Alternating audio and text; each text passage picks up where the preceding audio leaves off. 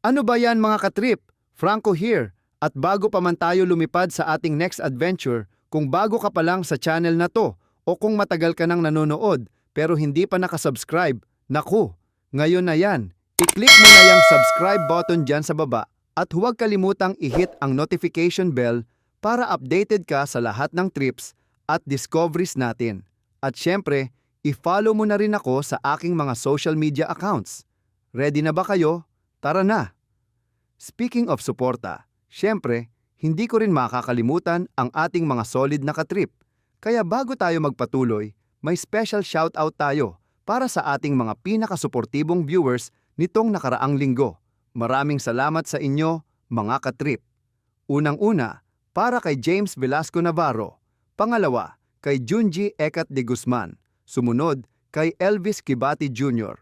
Nagpapasalamat din tayo kay Nanay Jocelyn Navarro, para rin kay Jomar Navarro.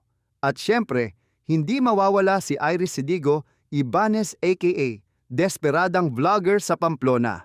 Maraming salamat sa patuloy ninyong suporta, mga katrip.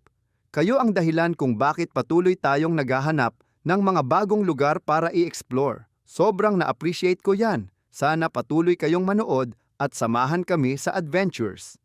Okay, mga katrip, ready na naman tayo sa isang panibagong adventure.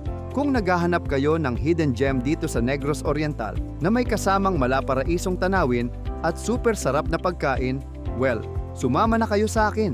Nandito na tayo, mga katrip, sa Pamplona, Negros Oriental at ating madidiskubre ang pinag-uusapan ngayon, ang Sakada Cafe.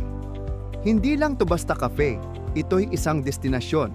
Imagine, nagkakape ka habang nakatanaw sa tanawin na umaabot mula sa luntiang kabundukan hanggang sa nagkikislapang dagat. Super ganda, promise. Ang vibe dito, super nakaka-relax pero buhay na buhay. Perfect for a solo escape, date, or kahit family at barkada getaway. Ang ganda ng design nila, gawa sa local bamboo at bumabagay sa natural na ganda ng paligid. Bawat sulok, photo-op worthy, mga katrip. Pero syempre, hindi lang tanawin ang binabalik-balikan dito. Ang pagkain, grabe. Ang Sakada Cafe, isang culinary delight. Mayroon silang fantastic fusion ng authentic Filipino regional dishes at mga paborito nating international comfort food. Kaya, kung nagpaplano kayong mag-explore ng Negros Oriental, siguraduhin niyong idadaan nyo sa Pamplona para ma-experience ang magic ng Sakada Cafe. Delicious food, incredible views, at isang kwento na naghihintay na inyong madidiskubre. Huwag na kayong magpatumpik-tumpik pa, mga katrip, experience nyo na to. At syempre, bago kayo pumunta, make sure na magpa-reserve muna kayo sa kanilang Facebook page at Sakada Cafe para sure ang spot nyo. Hanggang sa susunod na adventure, mga katrip, ingat at keep exploring. Bye!